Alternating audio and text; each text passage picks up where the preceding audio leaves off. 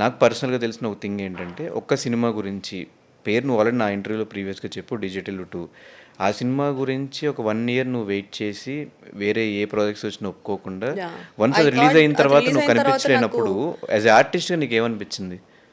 That is really very hurting. But మనం ఏం చేయలేము. We can't do anything. We have to accept. లైఫ్లో ఏం జరిగినా యాక్సెప్ట్ చేయడం నేర్చుకున్నా. అంటే నాకు ఇండస్ట్రీ గురించి పెద్దగా తెలీదు. Like I have no knowledge at all. So ఇలా కూడా జరుగుతుంది అని చెప్పి అప్పుడు తెలుసుకున్నా. So I'm okay with it. But చాలా చాలా ఫీల్ అయ్యా. Because I thought it will be my best. ఎన్ని ఇయర్స్ అయింది ఇండస్ట్రీకి వచ్చి? నేను 2019 6 ఇయర్స్. ఈ జర్నీ అంతా ఎలా అనిపించింది? ఈ 6 years of your cinema journey, ups and downs. I have faced a lot. Television ఇండస్ట్రీలోనే ఐ ఫేస్డ్ అ లాట్. అంటే ఏ రకంగా? నా ఫస్ట్ సీరియల్ చేసినప్పుడు నా మొహం మీదే చాలా కించపరిచారు. I don't want to say the artist name. ఒక సీనియర్ ఆర్టిస్ట్ ఉన్నారు. She asked me to get out of the room. కొత్త అమ్మాయిని, like I've not done anything. So it is అది full summer. That was my first day serial షూటింగ్లో. She is a senior artist. Very very చాలా సినిమాలు కూడా చేశారు ఆవిడ. ఒక హౌస్లో షూటింగ్ జరుగుతుంది. బేసిక్లీ సీరియల్ షూటింగ్స్ ఎట్లా ఉంటాయంటే, నాకు ఫ్యాన్ తీసుకెళ్ళాలని కూడా అసలు ఐడియా లేదు. షూటింగ్స్ ఎట్లా ఉంటాయో నేను అప్పటి వరకు ఏమీ చేయలే. 2019 దాంట్లో ఇంకొక సీనియర్ ఆర్టిస్ట్ ఎవరైతే ఉన్నారో she was good to me.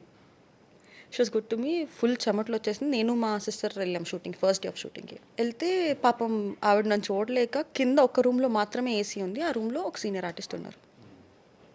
రా ఒక 5 minutes ఎక్కువసేపు కూర్చోవద్దు, ఎందుకంటే వాళ్ళు కంఫర్టబుల్ ఉండరు, నువ్వు ఎవరో తెలియదు కదా అని చెప్పి తీసుకుని వెళ్ళారు. నన్ను తీసుకెళ్తే ఆవిడ నన్ను డైరెక్ట్గా అనకుండా, ఎవరిని పడితే వాళ్ళ రూమ్లోకి ఎందుకు తీసుకొస్తున్నారు, బయటికి పంపించండి. I might be a newcomer, I might be a new artist, but at least respect. అది నాకనే కాదు, నువ్వు ఎవరికైనా ఇవ్వాల్సింది మెయిన్గా రెస్పెక్ట్. అది కొంతమంది ఇవ్వరు. అంటే ఐఎమ్ ఇన్ దిస్ పొజిషన్ కాబట్టి you have to. So I faced. But industry అనగానే కామన్గా బయట నుంచి చూసే పర్సన్స్కి ఒక చులకన భావం ఒకటి ఉంటుంది ఖచ్చితంగా. బట్ ఇక్కడి నుంచి చాలామంది వాళ్ళ ఎక్స్పీరియన్స్ షేర్ చేసుకుంటే ఇంకా అది ఎక్కువ అవుతుంది. సో ఈ ఇండస్ట్రీలో ఈ 6 ఇయర్స్లో did anyone hit you? Hit on me? Yeah, of course. ఎవరు? డైరెక్టర్సా, హీరోసా, ప్రొడ్యూసర్సా, నువ్వు వర్క్ చేసిన వాళ్ళ? నేను వర్క్ చేసిన వాళ్ళు ఎవరు లేరండి. ఎందుకంటే వాళ్ళకి నేను వర్క్ చేసినప్పుడు ఈ మా అమ్మాయి కాదు అబ్బాయిలాగే బిహేవ్ చేస్తుందని చెప్పి ఎవడు నా దగ్గరకు కూడా రాడు ఫస్ట్ ఆఫ్ ఆల్. సో తెలియని వాళ్ళే హిట్ చేస్తారు పాపం. ఎట్లా ఫేస్ చేసావు ఆ సిచ్యువేషన్స్ అన్నీ? అవాయిడ్ చేయడం అంతే. థ్యాంక్ యూ సో మచ్ అని చెప్పి వచ్చేయడం పక్కకు అంతే. అంటే ఎందుకు వస్తుందా? అంటే ఇన్స్టాగ్రామ్లో కాదు, నాకు అర్థం కాక అడుగుతున్నాను. ఇండస్ట్రీలోనే అని ఎందుకు క్వశ్చన్ వేస్తున్నారు? బయట లేదా ఇక్కడ? ఇది గ్లామర్ ఫీల్డ్ కాబట్టి ఇక్కడ ఎక్కువ అవుతుంది. ఎవరు బయట కూడా ఎక్కువ అవుతుంది. అది బయట ఎవరు మాట్లాడుకోరు, బయట పెట్టుకోరు. మేమేంటంటే basically we are open to everybody. People can easily judge అని ఒక దాంట్లో ఇండస్ట్రీలోనే జరుగుతాయి అనుకుంటున్నాను. గ్లామర్ ఫీల్డ్ కాబట్టి కొంచెం ఎక్కువ ఎక్స్పోజ్ అవుతుంది, బయట కనిపించట్లేదు. సో జనాలు అట్లానే ఉన్నారు అంతే. ఇన్స్టాగ్రామ్లో చాలామంది మాట్లాడుకున్న విషయం ఏంటంటే, ఎక్స్పోజ్ చేస్తేనే ఫాలోవర్స్, ఎక్స్పోజ్ చేయాల్సిందేనా? ఇన్స్టాగ్రామ్లో ఇన్ఫ్లుయెన్సర్ అయినా యాక్టర్స్ అయినా ఎక్స్పోజ్ చేయాలా అంటున్నారు. దీని మీద what is your opinion? I'm so happy that to all my followers I just love them. నేను ఇప్పటివరకు ఒక ఎక్స్పోజింగ్ ఫోటో పెట్టలేదు, but I have 1 million followers. అలానే ఏం లేదు. జనాలకి నచ్చితే వీళ్ళు ఫాలో, నచ్చకపోతే అన్ఫాలో కొట్టేస్తారు. దాంట్లో ఏముంటుంది? కానీ ఎక్స్పోజ్ చేస్తే ఫాలోవర్సే వస్తారు అనుకుంటే అది వేరే కేటగిరీ ఉంటుంది. కానీ వాళ్ళకి రెస్పెక్ట్ రాదు. అసలు బేసిక్లీ ఇన్స్టాగ్రామ్ ఫాలోవర్స్తో ఏం చేసుకుంటారు? మీ అందరి ప్రమోషన్స్ అక్కడి నుంచి వస్తున్నాయి కదా. జనాలు ఇష్టపడడం కావాలి. ఫాలోవర్స్ కౌంట్ ఇప్పుడు హీరోయిన్స్కి చాలా మందికి చాలా తక్కువ ఫాలోవర్స్ ఉన్నారు. దట్ డజంట్ మీన్ వాళ్ళు ఇష్టపడట్లేదని. వాళ్ళు ఒక సినిమా చూస్తే వాళ్ళ కోసం సినిమా చూడడానికి వెళ్ళిన వాళ్ళు చాలామంది ఉంటారు. ఇన్స్టాగ్రామ్ ఫాలోవర్స్ ప్రమోషన్స్ కోసం అయితే ఓకే, కానీ ఫాలోవర్స్ దాని మీద బేస్ చేసుకొని ఇవి ఉంటేనే చేస్తారనేది I don't believe in that. ఒక తెలుగు అమ్మాయిగా తెలుగు హీరోయిన్స్కి ఛాన్సెస్ రావు, ఆర్ తెలుగు అమ్మాయిలకి ఆపర్చునిటీస్ రావు, లేదా చాలామంది కన్నడ నుంచి, ఈవెన్ తెలుగు టెలివిజన్ ఇండస్ట్రీలో కూడా కన్నడ నుంచి ఆర్టిస్టులను తీసుకొచ్చి మన తెలుగులో పెట్టుకుంటున్నారు, కానీ ఇక్కడ వాళ్ళకి ఛాన్సెస్ సరిగ్గా రావట్లేదు అనే ఒక క్వశ్చన్ రైజ్ అవుతుంది. సో నీ ఒపీనియన్ ఏంటి? ఒక తెలుగులో సీరియల్స్ చేస్తున్నావు, సినిమాలు చేస్తున్నావు. నాకు అదొక పెద్ద క్వశ్చన్ మార్క్. ఎవరిని అడిగినా కూడా బేసిక్లీ వాళ్ళు అదేం లేదమ్మా అన్నారు. కానీ తెలుగు అమ్మాయిని తీసుకున్నట్టు టెలివిజన్ ఇండస్ట్రీ గురించి మాట్లాడుతున్నా లేదు. మరి టెలివిజన్ ఇండస్ట్రీ గురించి మాట్లాడుతున్నావా? యా, ఎందుకంటే సినిమాల్లో అంత నేను ఇప్పటివరకు ఏం చేయలేదు కాబట్టి.